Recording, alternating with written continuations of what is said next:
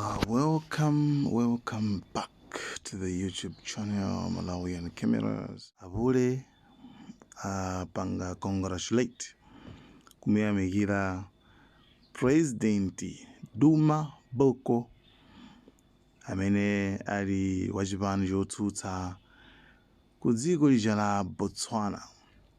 Tinayika kale video ndithu amene simunaonere muonera kuti ku Botswana president amene wawina kuti alowe mboma ndithu ndi wochokera ku chipani chotsutsa.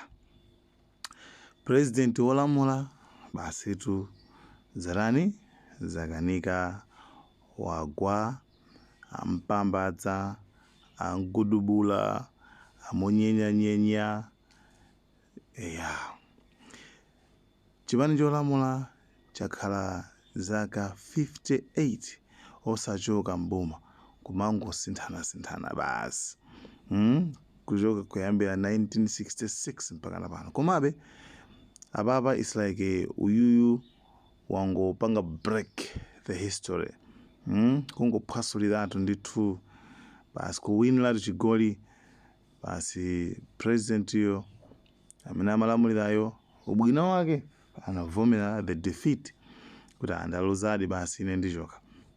Komanso mu news mmene alembera akukambaza kuti makamaka boma limene limalamulirali alichotsa chifukwa cha kukanika kusunga malonjezano komanso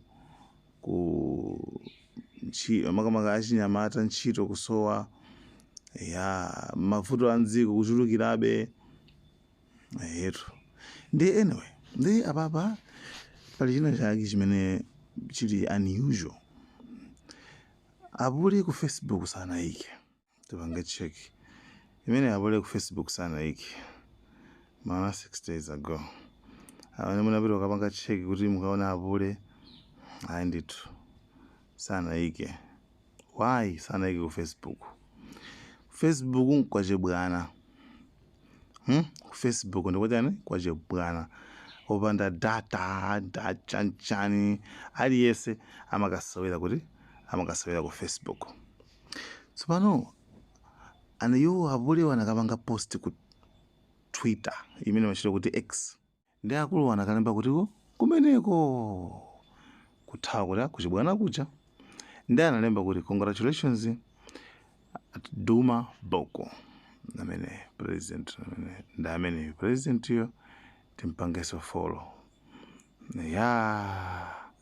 president amene president of the Republic of Botswana of umbrella for democratic change Botswana's ruling party panopa UDC amene chabwino tibwerere sema mwana amene president amene Duma Gideon Boko tibwerere ndiye kuti mona ngati kuti nkwa akulu koma amwene tiyang'ane makomenti kuti anthu akuti chani khani nkhani ndi ku makomenti tsopano kuja kwachibwana tipende ku Twitter ako akuti uyu ndi chachikulu chisenti chakecho ndi muthakuona kuti you are next to go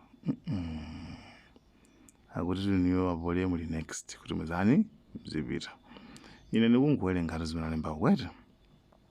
Say, I hope you won't disappoint your people like I did.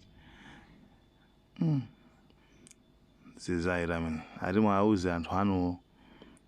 Ati iyeyu. Ati Apule auze. Apule akubotswana kuti amweni. I hope kuti musakhumudwitsa anthu anu mmene ndachitira ine. Ndikazi ankhula kuti chani kaya.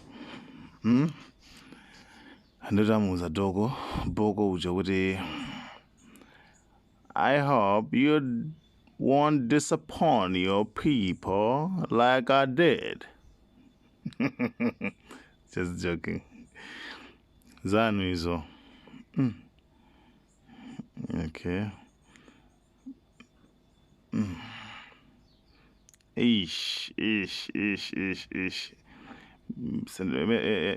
Ndigwesa kumpingo.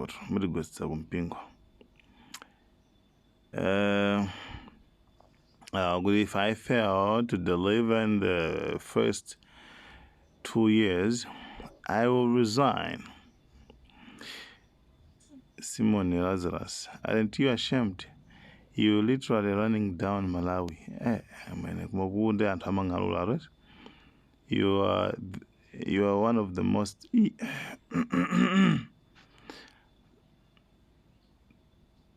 fortunately you will be hey, my president, you are ashamed of Malawi. Guys, who want Hamangalu, stay away from your fake accent.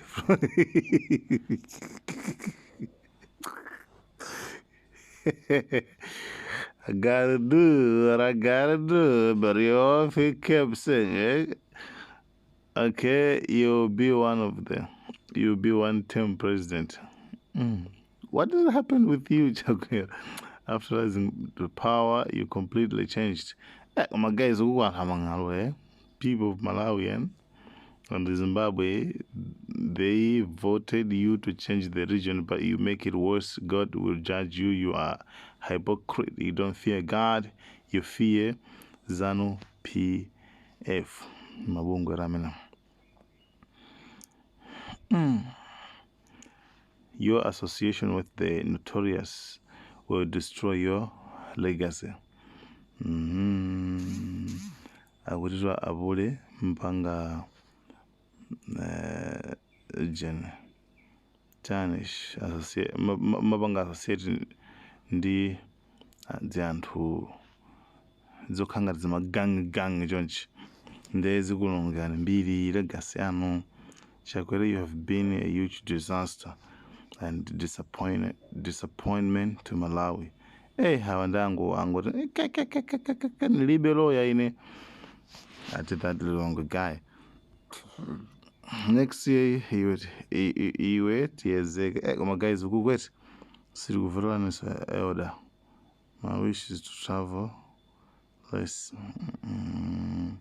Prospering isn't what Malawi is doing right now. Ask the masses. Long live. At least kajina ka comment kajina ka positive ndikamene kaka. Ndikupemphera ndikusala Malawi akuchitireni zomwe Botswana dachita. Koma sisi maipitsidwe ndi regional goblins ano ndi cloud. We raised your hopes. The day you were elected, we hoped winds of change that put in the office. Well,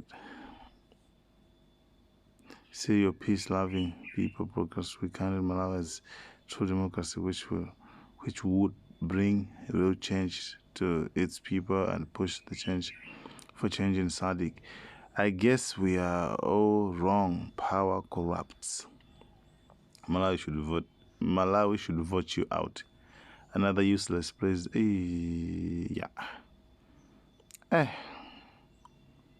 My guys, what were you waiting for all along?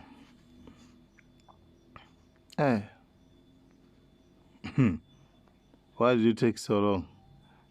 Having cheapest planes like SADC Germany. And they don't know how to use Twitter. See, okay.